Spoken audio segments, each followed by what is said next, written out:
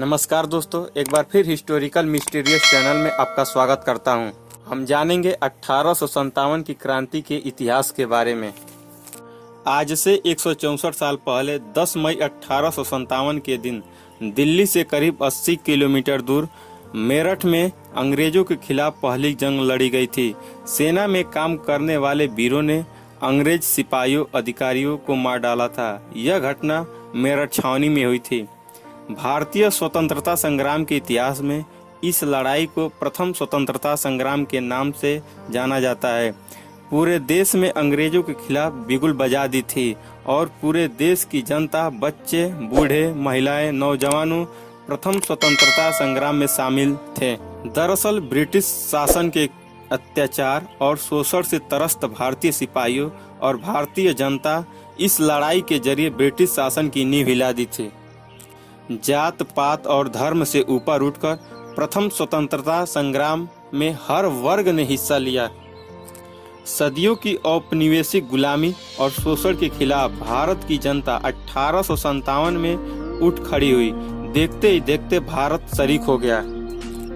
10 मई 1857 को मेरठ से शुरू हुई इस लड़ाई को आजादी की पहली लड़ाई या प्रथम स्वतंत्रता संग्राम कहा गया।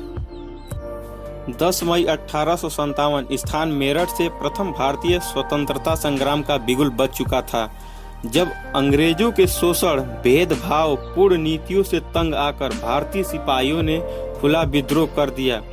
सिपाहियों ने अंग्रेजों के हुक्म को मानने से इनकार कर दिया, बल्कि अंग्रेज अधिकारियों और सिपाहियों को मौत के घाट उतार दिए और जेल खानों को तोड़कर बंदी भारतीय सैनिकों को मुक्त कराया तथा बंगलों में आग लगा दिए।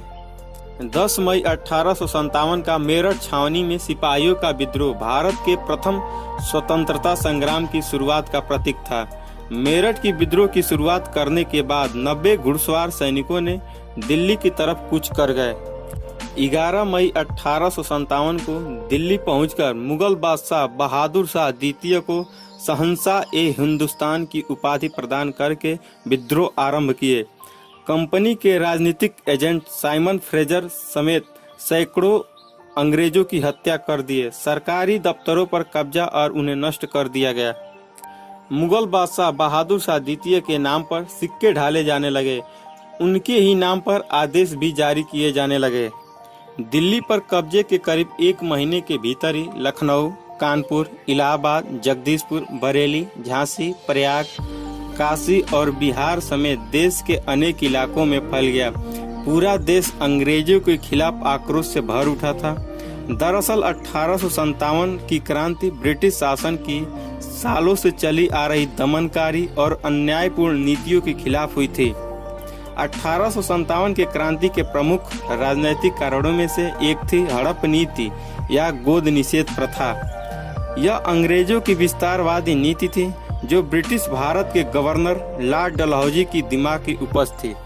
ईसाई धर्म अपनाने का प्रलोभन देना और हिंदू धर्म का परिहास करना धार्मिक कारणों में से एक कारण था और पश्चिमी सभ्यता को लेकर समाज के बड़े वर्ग में आक्रोश थी। इन सब के अलावा तत्कालिक कारणों में से एक कारण थी भारतीय सैनिकों तथा ब्रिटिश सैनिकों में भेदभाव तथा राइफल के कारतूस की खोल पर सुअर और गाय की चर्बी लगी हुई है। यह हिंदू और मुसलमान दोनों धर्म के भावनाओं के ठेस पहुंचा रही थी। ये राइफलें 1853 की राइफल के जखीरे का एक हिस्सा थी।